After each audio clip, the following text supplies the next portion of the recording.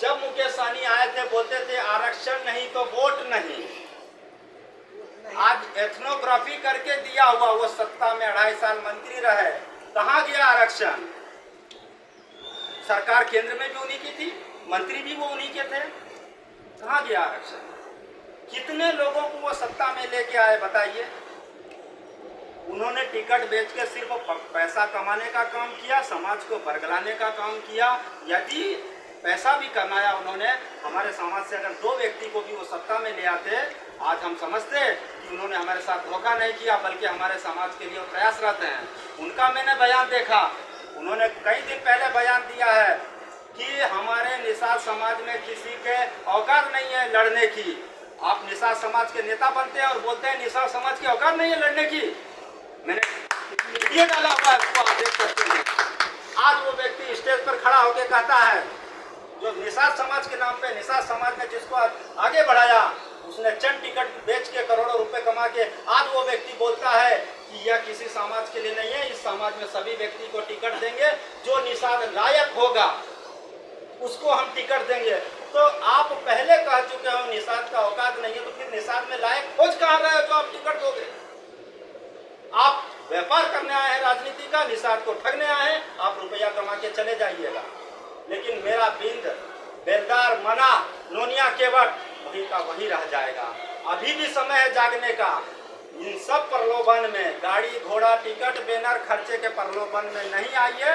ये जो खर्च होगा आप ही से वसूला जाएगा टिकट बेचकर, आप वहीं के वहीं रहिएगा।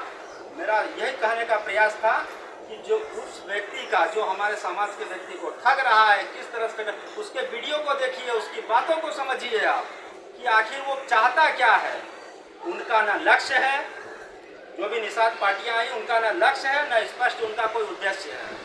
कभी मैंने ये नहीं देखा उनके पूर्व की निषाद पार्टियों के मुंह से यह कहते हुए कि मैं सक्षम हूँ। कहते हैं, निषाद पार्टी के नेता हैं, नाम नहीं लेना चाहिए, लेकिन कह देते हैं मुकेश सहनी कि मैं गरीब का बेटा हूँ, मैंने मेहनत किया, आज मेरे काबिलियत से आगे हूँ। आपने मेहनत किया, आप काबिलियत से आगे हैं, ठीक है। आपने पार्टी बनाया, निषाद को आगे लाएंगे, कितने को लाए? आपने कैबिलिटी है, आप मतलब उस लायक हैं, आप खर्च कीजिए। आप भाषण में कहिए कि नहीं, निषाद समाज से हम आते हैं, निषाद समाज से मेरे जितने लोग आएंगे 75% लोगों को मैं टिकट दूंगा और चुनाव लड़ाऊंगा अपने खर्चे से। लेकिन किसी भी भाषण में उनका यह भाषण नहीं है। वो सिर्फ यही कहते हैं कि जो लायक होगा उसको लड़ाएंगे, और एक तरफ कहते हैं कि किसी का औकात नहीं लड़ने का। आप उस पार्टी पर भरोसा करने चलेंगे, वो आपको सत्ता दिलाएगा नहीं। हमारे गणेश बाबू का एक भाषण आज तक हमको याद है, मैं उस समय पीछे लाइन में खड़ा था, मैंने इनका एक भाषण देखा है जो आज हर बिंदु को सोचना और समझना चाहिए। इनका सिर्फ एक भाषण था कि हम खुद सक्षम हैं, इनके बाल बच्चे भी सक्षम हैं, ये भी अपने एसी में घर में रहते हैं, ऐश मौज करते, इनको दिक्कत नहीं था। इन्होंने हमारे बिन समाज के परिस्थिति को देखा कि जितनी निषाद पार्टियां आई, बिन समाज को ठगते चला गया।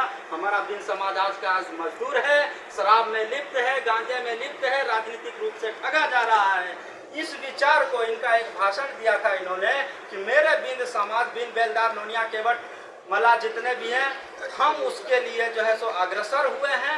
राजनीति में लाने के लिए हमको अपना भी खर्चा करना पड़ेगा तो करेंगे, लेकिन 75% हम हमारे बिन बेलदार, नोनिया, केवट, मला को टिकट देंगे और फ्री में देंगे और सत्ता में लाएंगे।